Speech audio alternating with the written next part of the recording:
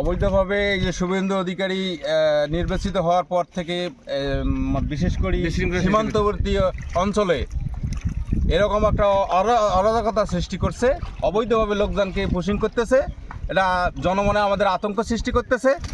আমরা এর তীব্র নিন্দা জানাই এবং এর সুষ্ঠু সমাধান চাই। এবং এই যে এভাবে লোকজনকে মানে পুশিং করে দিয়ে আমরা যে বর্ডারের এলাকায় বাস করতেছি আমাদেরও ঘুম হারাম করে দিচ্ছে এরা।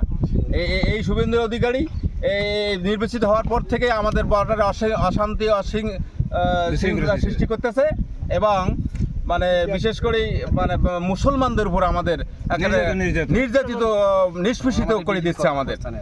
আমরা এর তীব্র নিন্দা জানাই। গত রাতে জানতে পারলাম ভারতের লোক অবৈধভাবে বাংলাদেশে পাঠাচ্ছে। আমরা সেটা প্রতিনিন্দা করছি। আমরা লোক কোনোভাবে মেনে নেব না। এই রবীন্দ্রনাথ নির্বাচনের পর থেকে আমাদের বাংলাদেশ পর্যন্ত কঠিন অবস্থায় আমরা আছি। আমাদের খুব ঝুঁকিপূর্ণের মধ্যে আছি। আমাদের যাতে এরকম কোনো হয়রানিভাবে কোনো কিছু করা না হয়, এজন্য আমরা তিনটা প্রতিবাদ জানাচ্ছি। ভাই এখানে যে লোক ওরা পাঠিয়ে দেয়, ওরা কী জন্য লোক পাঠিয়ে দেয় এখানে কেউ জানা নাই, শুনে নেয়। রাত্রেবেলা ধাম করে লোক পাঠিয়ে দেয়, আমরা তো কিছু জানি না। আর এদিকে বিজিবি এসে এই যে রোডের মধ্যে কত বৃষ্টি বাদল সারা রাত থাকে ওরা।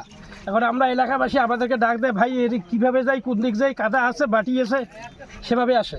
তো এখন কিন্তু আমরা খুব একটু ঝুঁকিপূর্ণের মধ্যে আছি।